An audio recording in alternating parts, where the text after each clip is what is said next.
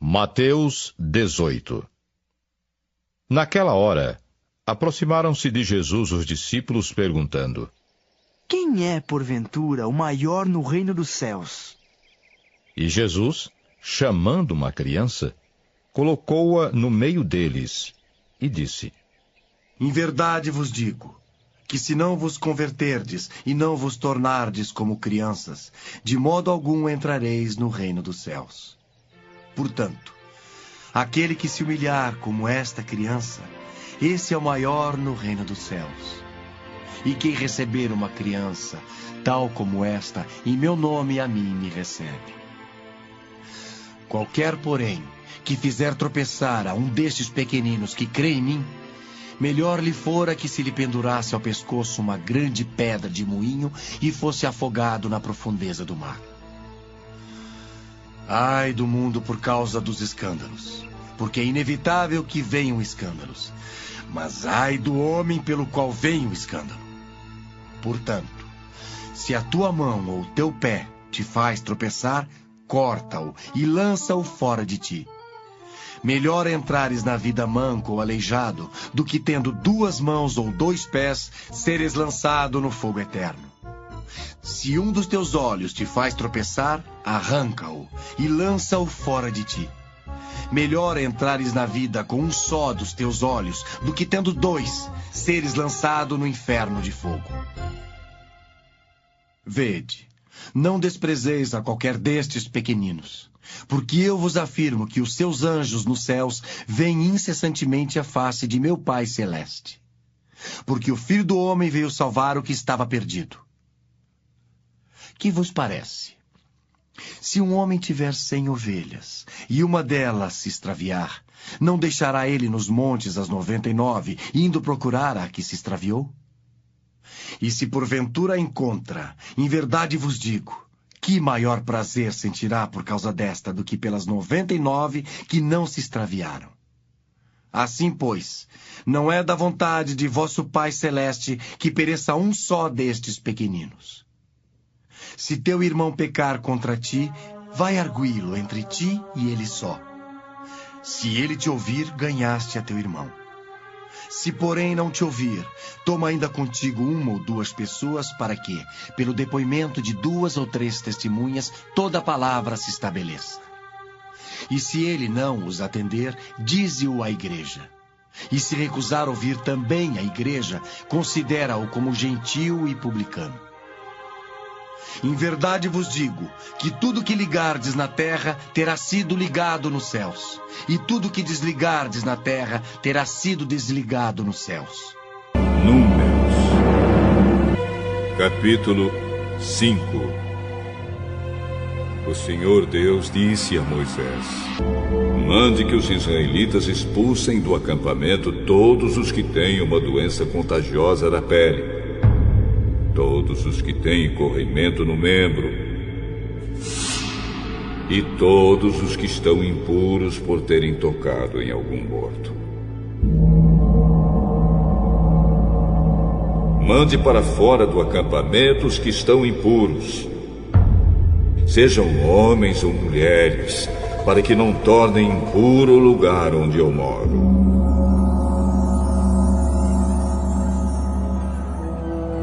Os israelitas fizeram como o Senhor havia ordenado a Moisés, isto é, expulsaram todas essas pessoas do acampamento. O Senhor Deus disse ainda a Moisés: Diga aos israelitas o seguinte: se um homem ou uma mulher prejudicar alguém, essa pessoa estará ofendendo ao Senhor e por isso será culpada. Terá de confessar o pecado, devolver tudo e pagar mais 1/5 para a pessoa que foi prejudicada.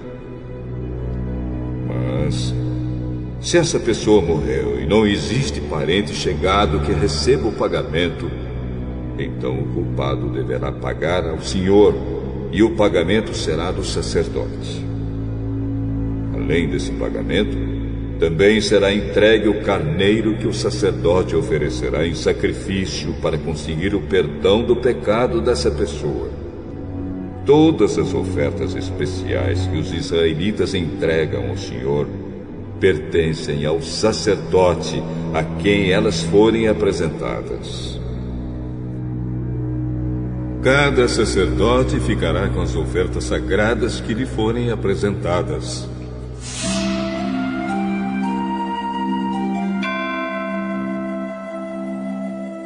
O Senhor Deus disse a Moisés: fale com os israelitas e diga o seguinte: pode acontecer que uma mulher se desvie e seja infiel ao marido e tenha relações sexuais com outro homem, tornando-se assim impura. O marido não sabe disso, pois não houve testemunhas, e ela não foi apanhada no ato. Mesmo assim, ele fica desconfiado. Pode acontecer também que o marido fique desconfiado, embora a mulher não tenha cometido adultério. Em qualquer desses dois casos, o homem levará a sua mulher ao sacerdote. E levará também a oferta de 1 quilo de farinha de cevada. Mas o sacerdote não porá azeite nem incenso em cima dessa farinha, pois é uma oferta de um marido desconfiado, isto é, uma oferta para descobrir a verdade.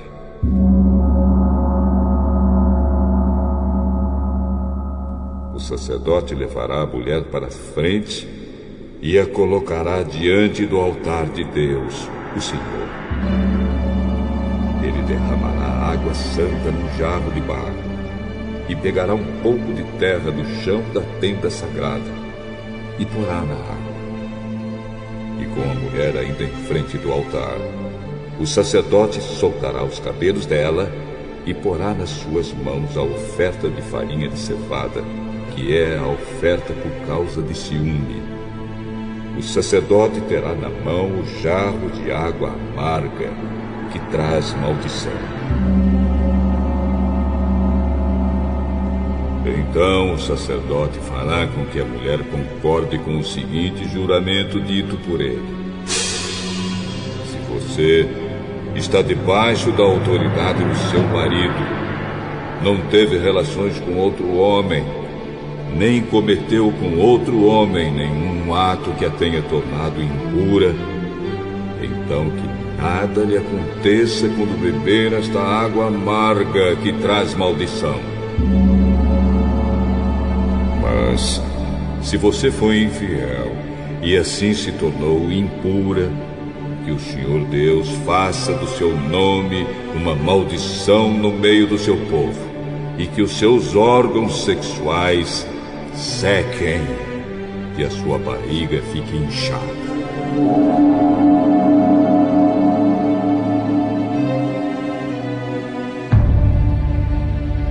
Que esta água entre no seu estômago e faça com que fique inchado e os seus órgãos sexuais sequem.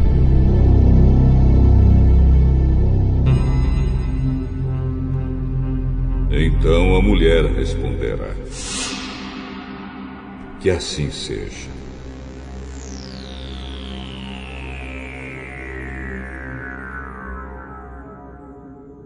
Aí o sacerdote escreverá essas maldições numa tira de couro e em seguida lavará as palavras para dentro da água amarga.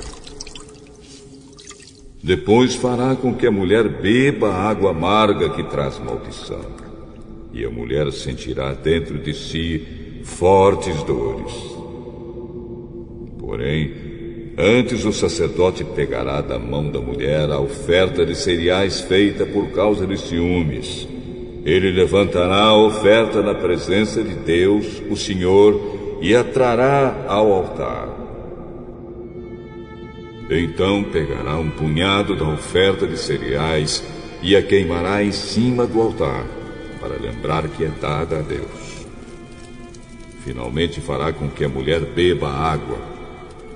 E se de fato a mulher cometeu adultério e ficou impura, a água entrará nela e ela sentirá fortes dores. A sua barriga ficará inchada e os seus órgãos sexuais secarão. E ela será amaldiçoada no meio do seu povo. Porém, se a mulher não cometeu adultério e for inocente, então ficará livre do castigo e poderá ter filhos.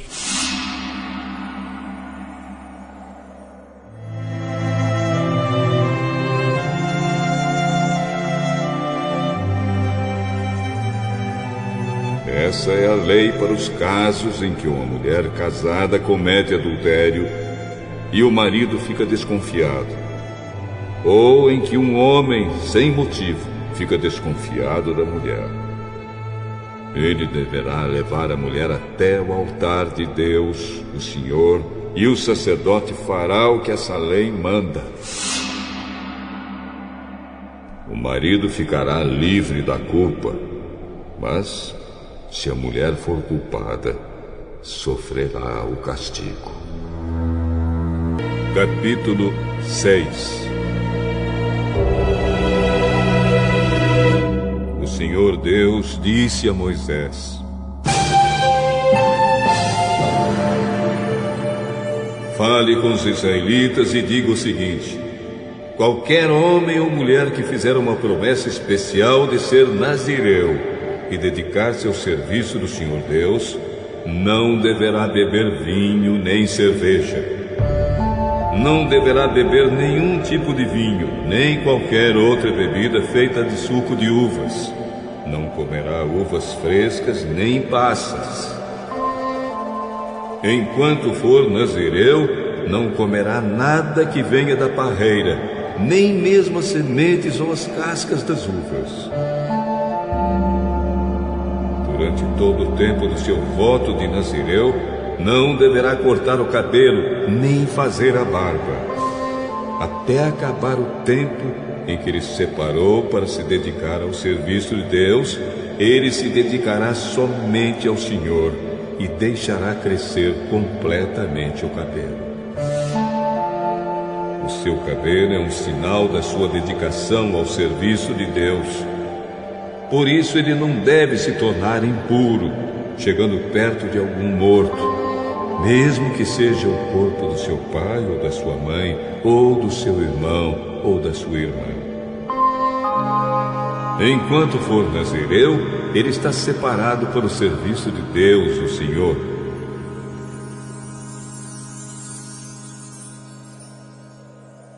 Se alguém morrer de repente perto dele e fizer com que o seu cabelo de nazireu fique impuro, então 7 dias depois ele deverá rapar a cabeça e fazer a barba, e assim ficará puro.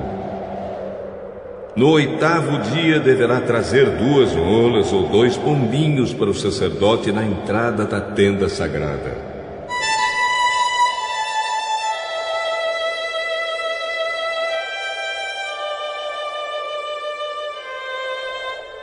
O sacerdote apresentará um deles como oferta para tirar pecados e o outro como oferta que vai ser completamente queimada para conseguir o perdão do pecado que cometeu quando chegou perto do morto. Naquele mesmo dia o nazireu dedicará de novo o seu cabelo. Então dedicará de novo ao serviço de Deus, o Senhor, o seu tempo como nazireu. Esse tempo em que o seu cabelo se tornou impuro não será contado. E como oferta para tirar a culpa, ele trará um carneirinho de 1 ano.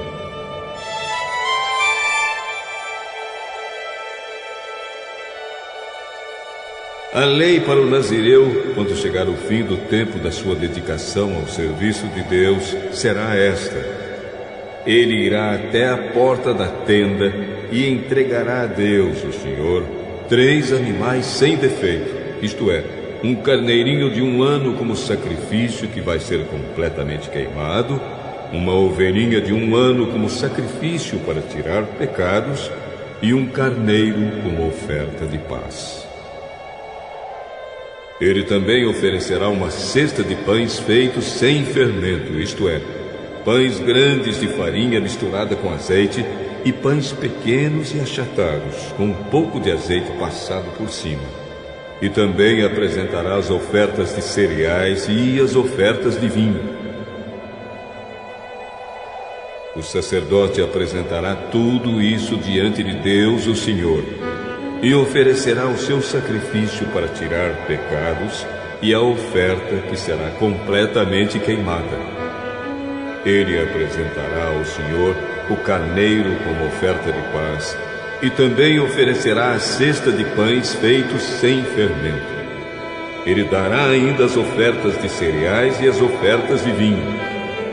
Na porta da tenda, o nazireu rapará a cabeça, pegará o cabelo e o colocará no fogo onde está sendo queimada a oferta de paz. Então, depois que o quarto dianteiro do carneiro estiver assado, o sacerdote o pegará e colocará nas mãos do nazireu, junto com 2 pães tirados da cesta, um grande e um pequeno. Isso será feito depois que o nazireu rapar a cabeça. Depois o sacerdote apresentará essas coisas como uma oferta especial a Deus, o Senhor. São uma oferta sagrada para o sacerdote junto com o peito e a coxa do carneiro, que pela lei pertencem ao sacerdote. Depois disso, o nazireu poderá beber vinho. Essa é a lei para quem faz o voto de dedicar-se como nazireu ao serviço de Deus, o Senhor. Porém, se um nazireu prometer uma oferta além do que o seu voto de nazireu exige, então deverá cumprir o que prometeu. O Senhor Deus disse a Moisés: Fale com Arão e com seus filhos e diga-lhes que abençoem o povo de Israel do seguinte modo: que o Senhor os abençoe e os guarde, que o Senhor os trate com bondade e misericórdia, que o Senhor olhe para vocês com amor e lhes dê a paz. E Deus disse: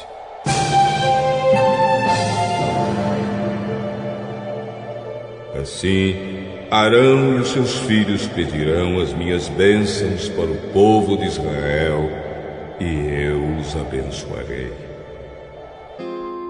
Eclesiastes, capítulo 5. Tenha cuidado quando for ao templo. Não ofereça o seu sacrifício como fazem os tolos, que nem sabem que não estão fazendo isso da maneira certa. Vá pronto para ouvir e obedecer a Deus. Pense bem antes de falar e não faça a Deus nenhuma promessa apressada. Deus está no céu e você aqui na terra. Portanto, fale pouco. Quanto mais você se preocupar, mais pesadelos terá. E quanto mais você falar, mais tolices dirá. Assim, quando você fizer uma promessa a Deus, cumpra logo essa promessa. Ele não gosta de tolos. Portanto, faça o que prometeu. É melhor não prometer nada do que fazer uma promessa e não cumprir. Não deixe que as suas próprias palavras o façam pecar. Assim, você não terá de dizer ao sacerdote que o que você queria dizer não era bem aquilo. Para que fazer Deus ficar irado com você? Por que deixar que Ele destrua as coisas que você conseguiu com o seu trabalho? Mesmo nos seus muitos sonhos, em todas as suas ilusões e em tudo o que disser, você deve temer a Deus.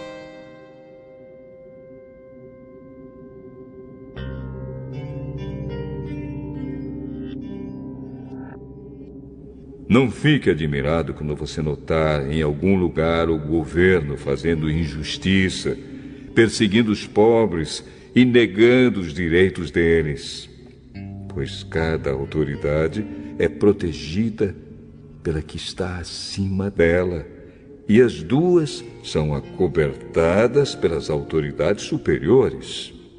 Elas dizem: toda a gente tira proveito da terra, mas o rei depende daquilo que recebe das colheitas. Quem ama o dinheiro nunca ficará satisfeito. Quem tem a ambição de ficar rico nunca terá tudo o que quer. Isso também é ilusão. Quanto mais rica é a pessoa, mais bocas tem para alimentar. E o que ela ganha com isso é apenas saber que é rica. O trabalhador pode ter pouco ou muito para comer, mas pelo menos dorme bem à noite. Porém, o rico se preocupa tanto com as coisas que possui que nem consegue dormir. Eu tenho visto neste mundo esta coisa triste. Algumas pessoas economizam dinheiro e sofrem com isso. Perdem tudo no mau negócio e assim não deixam nada para os filhos. Como entramos neste mundo, assim também saímos, isto é, sem nada. Apesar de todo o nosso trabalho, não podemos levar nada desta vida. Isto também é muito triste. Nós vamos embora deste mundo do mesmo jeito que viemos.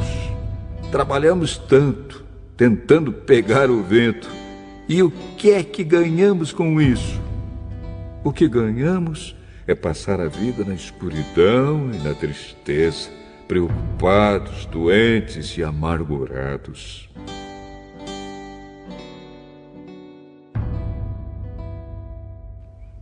Então cheguei a esta conclusão. A melhor coisa que uma pessoa pode fazer durante a curta vida que Deus lhe deu é comer e beber e aproveitar bem o que ganhou com o seu trabalho. Essa é a parte que cabe a cada um.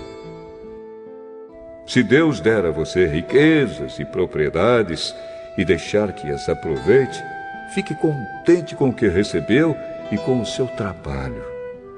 Isso é um presente de Deus. E você não sentirá o tempo passar, pois Deus encherá o seu coração de alegria.